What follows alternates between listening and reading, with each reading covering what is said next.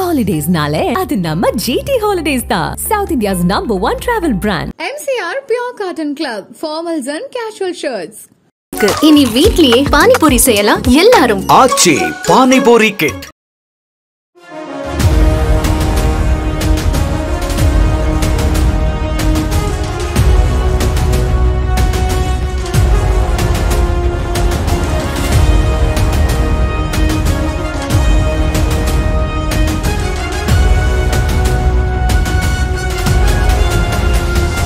மறுசீரமைப்பு என்பது நம்மை போன்ற மாநிலங்களை வெகுவாக பாதிக்கப் போகிறது. மக்கள் தொகையை பல்வேறு சமூக நல திட்டங்கள் மூலமாக கட்டுப்படுத்திய நம்மை போன்ற மாநிலங்கள் அதன் காரணமாக நாடாளுமன்ற தொகுதியின் எண்ணிக்கையில் நமது பிரதிநிதித்துவத்தை அதிகம் இழக்க நேரிடும். மக்கள் பிரதிநிதிகளின் எண்ணிக்கை குறைவதன் மூலமாக நமது எண்ணங்களை சொல்வதற்கான வலிமை குறைகிறது. தற்போது 543 மக்களவை தொகுதியில் மறுசீரமைப்பு செய்யப்பட்டால் தமிழ்நாடு 8 இடங்களை இழக்கும் என்பதை நான் தெளிவுபடுத்தினேன். மக்களவை தொகுதியில் மறுவரை செய்யப்பட்டால் தென் மாநிலங்கள் 100 தொகுதிகளை இழக்க நேரிடும். தென்னிந்திய மக்கள் இதனை ஏற்பார்களா என்று கேட்டார் பிரதமர். இதன் அடிப்படையில் பார்த்தால் தொகுதியில் எண்ணிக்கை குறையும் என்பதை அவரே ஒப்புக்கொண்டுள்ளார் என்பதை உணரலாம். எப்பொழுதும் மாநிலங்களை, மாநில உரிமைகளை பறிக்கிற கட்சியாக பாஜக இருந்துள்ளது. அவர்கள் தனது உள்நோக்கத்தை தொகுதி சீரமைப்பு திட்டத்தில் செய்ய நினைக்கிறார்கள். இதனை எந்த மாநிலமும் அனுமதிக்க கூடாது. எங்கள் அழைப்பை ஏற்று வருகை தந்துள்ள உங்கள் அனைவரையும் முதலில் வருக வருக என வரவேற்கிறேன். பல்வேறு மாநிலங்களின் முதலமைச்சர்கள், துணை முதலமைச்சர்கள், தேசிய மற்றும் மாநில கட்சிகளின் தலைவர்கள், பிரதிநிதிகள், அமைச்சர்கள், நாடாளுமன்ற உறுப்பினர்கள் வருகை தந்திருக்கிறீர்கள்.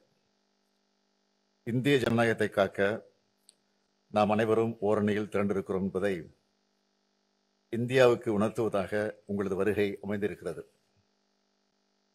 இந்திய ஜனநாயகம் மற்றும் கூட்டாட்சி ஆகியவற்றை காக்க நாம் ஒன்று கூடியிருக்கிறோம். இந்த முன்னெடுப்பில் இணைந்துள்ள அத்தனை பேருக்கும் நன்றி. பல்வேறு மாநிலங்களில் இருந்து நாம் ஒன்று கூடியிருக்கிறோம்.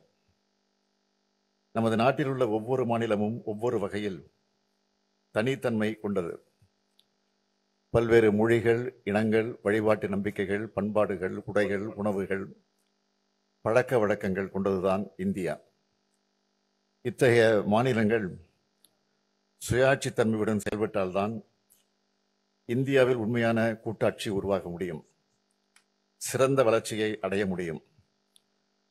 அனைத்து தரப்பு மக்களும் போராடியதெல்லாம் நமது நாட்டிற்கு விடுதலை கிடைத்தது. இதனை உணர்ந்துதான் இந்திய அரசியலமைப்பு சட்டத்தை வகுத்த மேதைகள் இந்தியாவை கூட்டாட்சி கொண்ட ஒன்றியமாக கட்டமைத்தார்கள். பல்வேறு காலகட்டங்களில் இந்த கூட்டாட்சி தன்மைக்கு சோதனை வந்தாலும் அதனை ஜனநாயக அமைப்புகள், இயக்கங்கள் தடுத்து வந்துள்ளன. அத்தகைய சோதனையும் ஆபத்தும் தான் இப்பொழுதும் வந்துள்ளது. இதனை உணர்ந்துதான் நாம் அனைவரும் கூடியிருக்கிறோம். என்னை பொறுத்தவரையில் இந்திய கூட்டாட்சியை காக்கும் வரலாற்றின் மிக மிக முக்கிய நாளாக இந்த நாள் அமையப் போகிறது.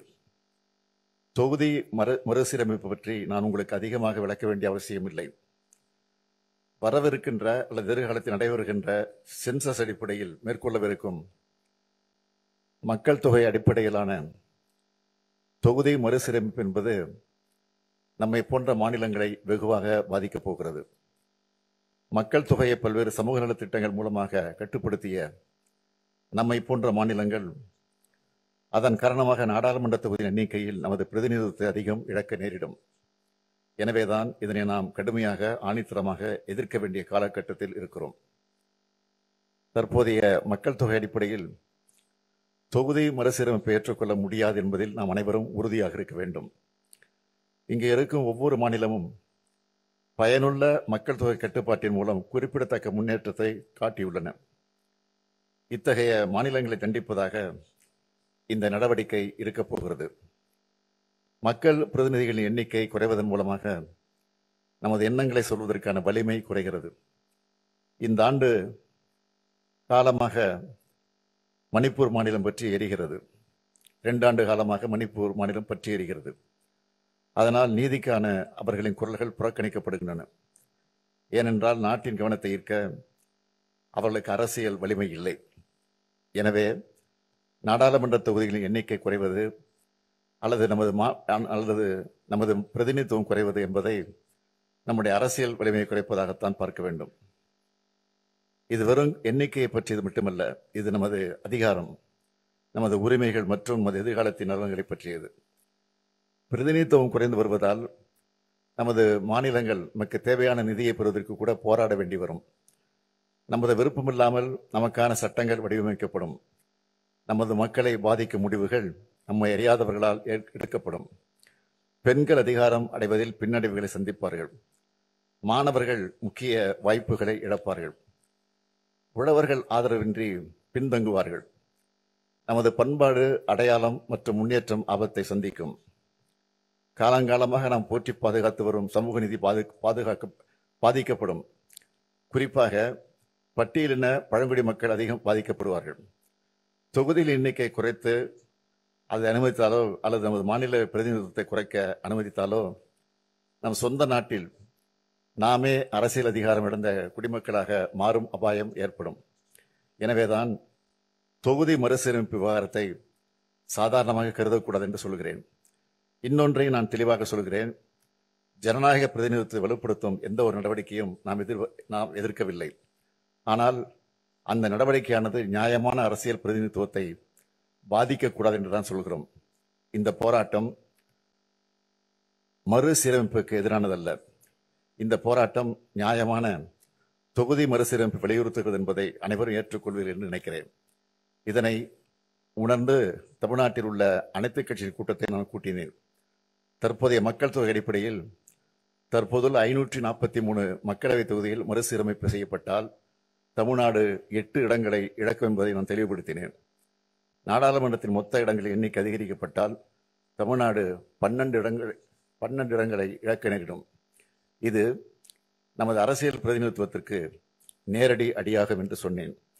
மறுநாளை கோயம்புத்தூரில் ஒன்றிய உள்துறை அமைச்சர் அமித்ஷா அவர்கள் ஒரு நிகழ்ச்சியில் பங்கெடுத்து உரையாற்றும் போது தமிழ்நாடு மற்றும் பிற தென் மாநிலங்கள் விகிதாச்சார அடிப்படையில் நாடாளுமன்ற இடங்களை இழக்காது என்று கூறினார். உள்துறை அமைச்சரின் விளக்கம் தெளிவாக இல்லை, குழப்பமாகத்தான் இருந்தது.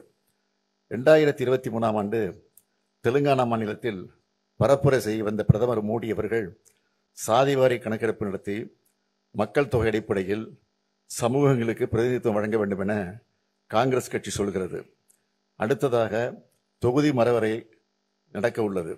காங்கிரஸ் கட்சி சொல்வதைப் போல மக்கள் தொகை அடிப்படையில் மக்களவை தொகுதிகள் மறுவரை செய்யப்பட்டால் தென் மாநிலங்கள் 100 தொகுதிகளை இழக்க நேரிடும்.